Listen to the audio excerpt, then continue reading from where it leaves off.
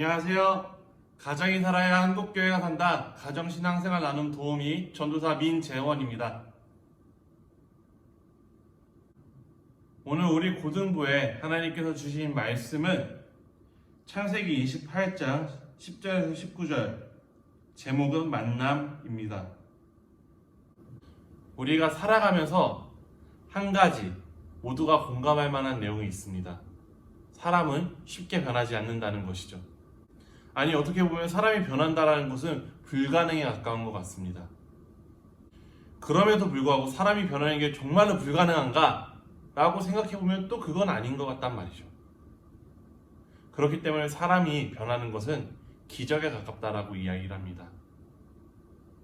오늘 말씀에는 그 기적에 가까운 일을 경험한 한 사람이 나옵니다. 바로 야곱이죠.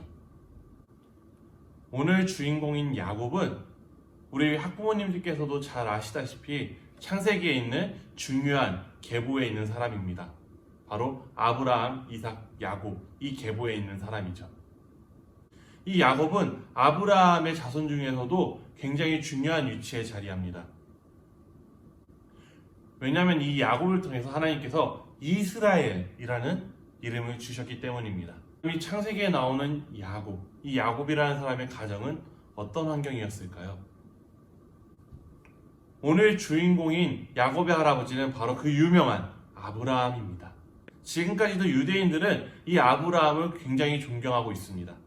그럼 이 아브라함의 아들인 이삭은 어땠을까요? 이 야곱의 아버지인 이삭은 위대한 아버지인 아브라함을 두었습니다. 그리고 그 위대한 아버지의 그늘에 가려서 굉장히 소심하게 살았던 것처럼 성경에서는 묘사되고 있습니다.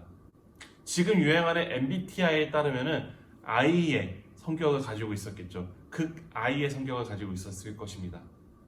이 극 I인 이삭과 리브가라는 여인이 만나서 결혼을 합니다. 이 리브가는 지금처럼 이렇게 여성 인권이 크게 이야기되지도 않고 여성이 사람으로 쳐지지도 않던 그 시대에 자기의 의견을 이야기할 줄 아는 당찬 여인으로 묘사가 되고 있습니다.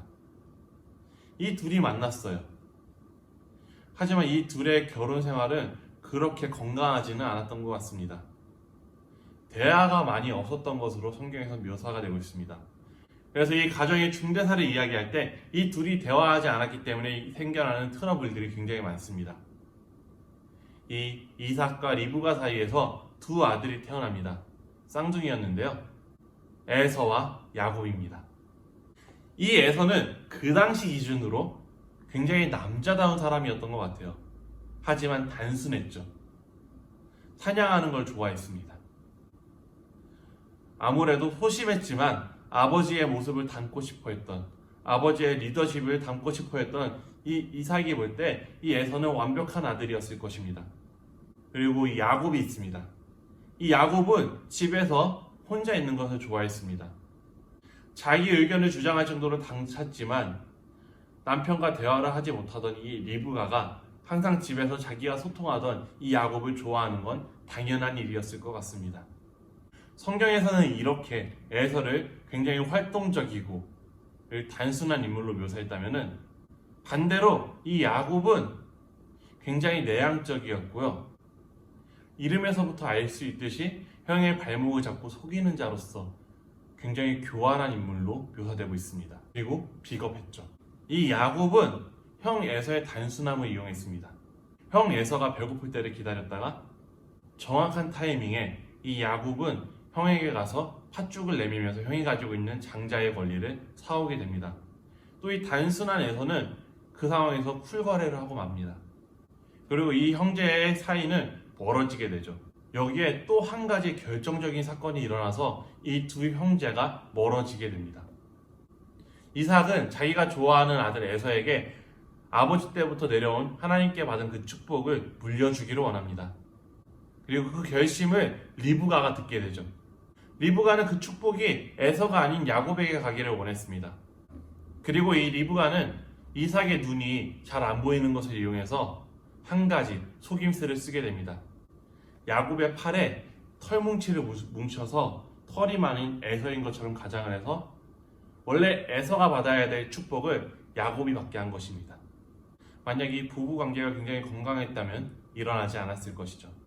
야곱이 좀 더 건강한 정신을 가지고 있고 정직했더라면은 이 리브가가 이야기하는 것에 넘어가지 않고 이 리브가를 만류했을 것입니다. 하지만 그 모든 책임을 엄마 리브가한테 넘겨버리고 자기가 받을 실리를 이 야곱은 취하게 되죠. 형이 가지고 있던 장자로서의 권리와 한 형이 가져야 될 축복을 다 뺏어온 것입니다. 그렇게 이 두 형제는 파탄이 나게 됩니다. 이때라도 이 야곱이 형에게 용서를 구했다라면 상황은 달라졌겠죠. 하지만 먹튀를 하게 됩니다.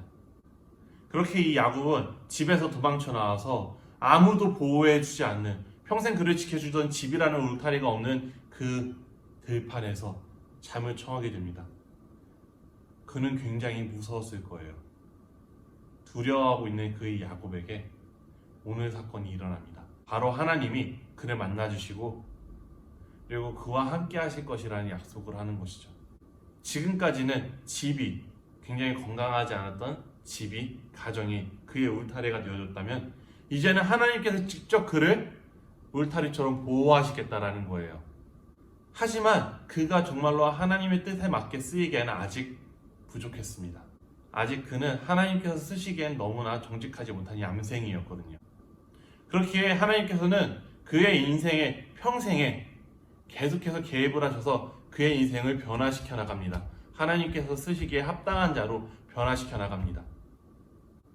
건강하지 못한 가정 가운데서 좋지 못한 영향을 받고 자란 이 야곱이라는 사람이 하나님을 만남으로써 변화되어 가는 것입니다. 물론 그 변화의 과정 가운데서 하나님께서는 이 사람의 인생을 순탄하게 만드시진 않았습니다. 하지만 지금도 이 성경이 기록되어서 우리가 보고 기억할 수 있도록 위대한 사람으로 만들기는 했죠. 사람은 절대로 변하지 않습니다. 그 어떤 사람도 다른 사람을 변화시킬 수 없습니다. 하지만 하나님께서는 기적적으로 한 사람을 변화시킬 수 있습니다. 오늘 본문에 나왔던 이 야곱이 하나님을 만남으로써 지금까지 가지고 있었던 이 부정적인 것을 조금씩 내려놓으면서 변화되어 나갔던 것들처럼 하나님을 만나면은 사람은 변화됩니다. 이것은 단 한 번의 강렬한 체험으로 충분하지 않습니다. 만약 그 단 한 번의 강렬한 체험으로 이 사람이 바뀌었다라면은 야곱은 이 자리에서 180도 변한 삶을 살아야 됐을 것입니다. 하지만 야곱은 그렇지 않았고 계속해서 그 얌생의 근성이 계속해서 남아있었고 하나님께서는 그의 인생을 평생을 다듬어 나가십니다. 방망이 깎는 노인처럼요. 지속적인 하나님과의 관계가 바로 그 사람을 조금씩 변화시키는 기적입니다. 이것은 야곱뿐만 아니라 우리에게도 적용되는 문제입니다. 하나님을 만나야지만 우리가 그리고 우리 자녀들이 변화될 수 있습니다. 우리가 처한 모든 문제와 우리가 가진 모든 연약함, 이 문제들 가운데서 성경에서는 하나님께서는 어떻게 말씀하시고 있는가?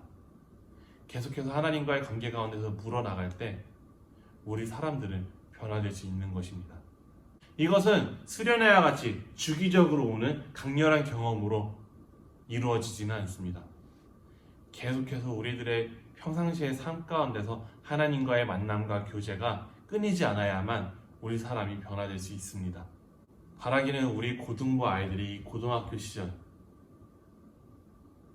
하나님을 만나기 원합니다. 변화되기 원합니다. 그 변화의 발판이 이 고등학교 시절 때부터 만들어지기 원합니다. 우리 한번 생각해 봤으면 좋겠습니다. 우리 고등학교에 올라온 이 아이들에게 공부하라는 말은 굉장히 많이 했는데 과연 성경을 읽어라, 기도해라라는 말은 얼마나 있는지 한번 돌이켜 봤으면 좋겠습니다.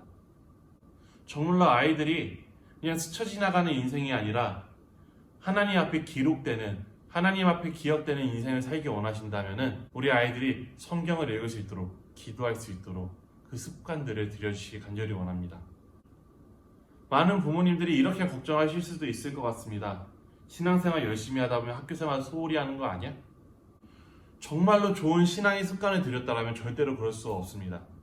성경에서는 균형 있는 삶을 이야기하거든요. 오히려 이 아이들이 지금 하고 있는 공부의 그 목적을 하나님께서 주셔서 그 아이의 인생을 지금부터 변화시켜 나갈 것입니다. 그렇게 이 10대의 이 시절 하나님과 끊임없이 교제함으로써 그 인생이 조금씩 변화되어 가는 것을 경험할 수 있는 우리 고등부 친구들이 될 수 있기를 기도합니다. 자녀들과 함께 대화 나눌 만한 질문들을 나누도록 하겠습니다. 하나님을 언제 만났는지 이야기해 보세요. 그리고 우리 부모님들이 하나님을 만나고 어떻게 변했는지 나눴으면 좋겠습니다. 그리고 우리 부모님들께서 하나님과 교제하기 위해 주중에 어떤 노력을 하고 있는지 나눠봤으면 좋겠습니다. 그리고 하루는 자녀들과 함께 그날 하루 있었던 일들을 하나하나 이야기해 보면서 그 가운데 어떻게 행동을 했어야지 하나님께서 보시기에 더 좋았을지 나눠봤으면 좋겠습니다. 자녀들과 함께 기도할 제목입니다. 청소년기에서부터 하나님을 만남으로 하나님 보시기에 기뻐할 만한 자녀로 날마다 변해갈 수 있도록 자녀들에게 하나님과 관계하는 인생의 본을 보일 수 있는 엄마 아빠가 될 수 있도록 함께 기도해 주시면 좋을 것 같습니다. 그리고 자녀들과 함께 대화를 나누신 분들, 그리고 함께 기도하신 분들, 그리고 고등부에 건의사항이 있으신 부모님들, 그리고 자녀들을 위한 기도 제목이 있는 부모님들, 그리고 목양적인 필요가 있는 부모님들은 이 아래 댓글에 남겨져 있는 응답 카드에 작성해 주시면 저희가 함께 기도하고 회의하고 소통하도록 하겠습니다. 지난주에도 몇 분이 이렇게 응답 카드를 보내주셨는데 더 많은 부모님들께서 응답 카드를 보내주셔서 우리 명성제일교회 고등부가 가정과 교회가 소통하는 그런 교회가 되기를 원합니다. 그럼 다음 주 이 시간에 또 뵙도록 하겠습니다. 감사합니다.